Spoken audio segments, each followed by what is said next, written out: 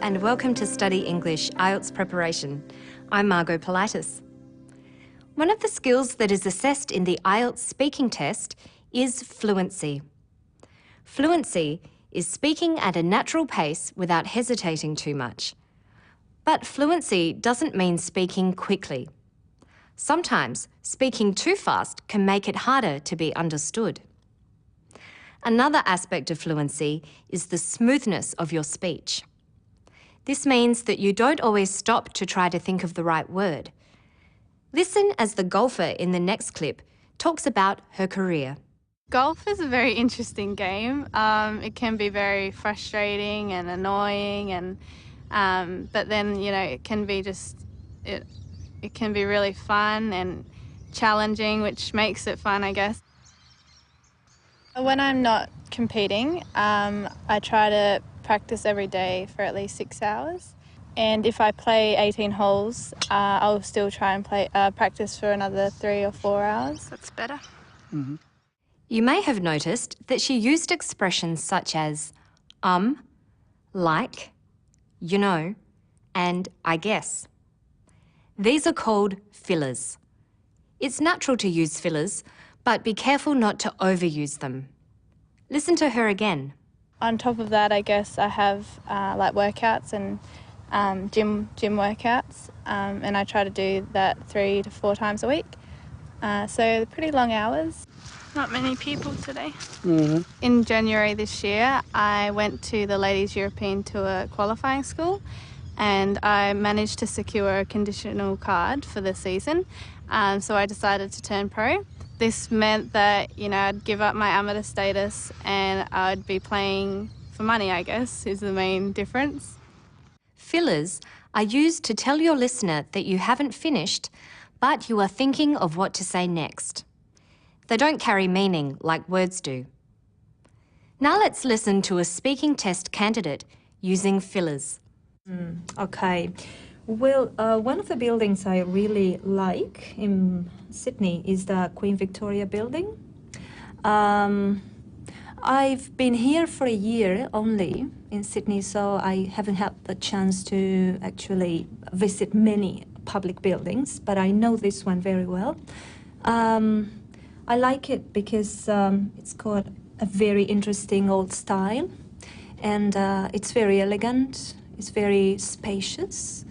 I don't like the modern type of buildings, with many stories and very modern and contemporary. I like the Queen Victoria building because it's elegant. To begin her talk, she uses several fillers. Okay. Well, one of the buildings I really like in Sydney is the Queen Victoria building. Saying, okay, well, helps her get started on the topic of her favourite building. She is thinking of what to say and not how to say it. She uses and to give her time to think of what to say next at points in her speech, such as at the beginning of a sentence when she's linking information back to what she's just said. One of the buildings I really like in Sydney is the Queen Victoria building.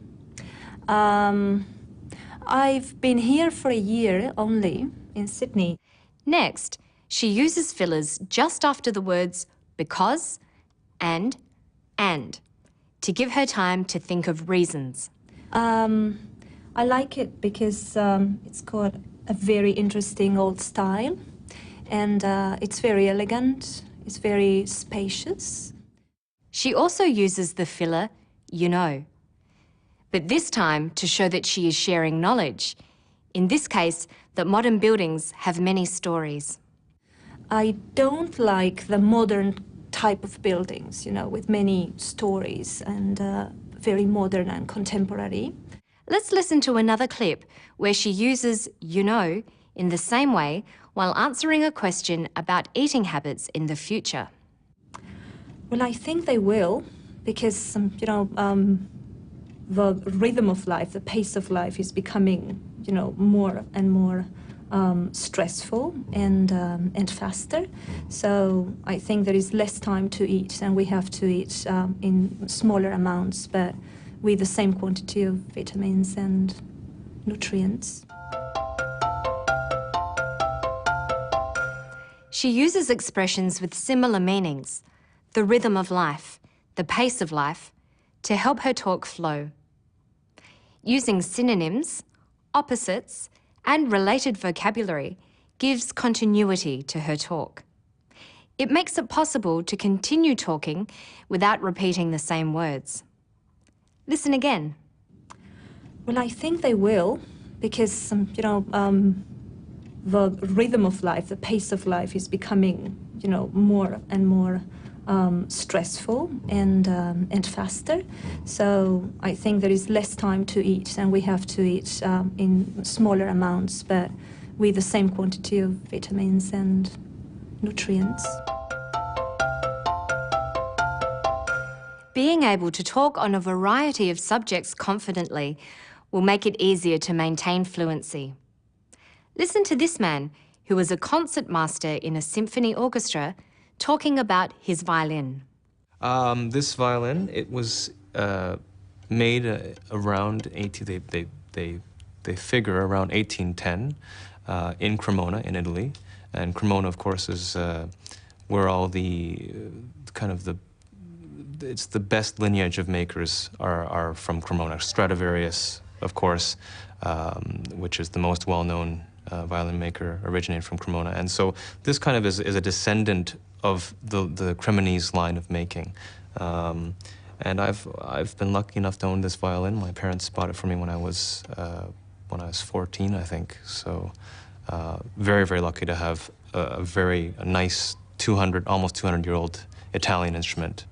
He was thinking of better ways to say what he meant and was able to easily change what he was saying mid-sentence. Listen again. This violin, it was made around they figure around 1810 in Cremona, in Italy. And Cremona, of course, is where all the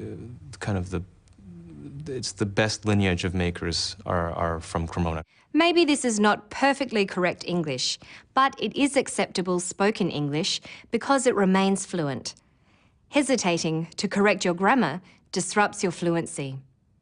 Only by practicing can you improve your fluency. A teacher or native speaker will help you with your accuracy. Fluency is not only your ability to speak smoothly and continuously, but also your ability to speak at an effective speed. Speaking too slowly or too quickly is unnatural. Aim to speak at a relaxed and natural pace. Let's listen to this student talking about public transport in Sydney. Listen to the speed of her speech. Does she speak too quickly, too slowly, or just right? It should be less expensive. I must say Sydney's transport is really expensive. Should be less expensive, but one of the problems is the frequency of transport. Sometimes you have to wait like 20 minutes for the bus to come.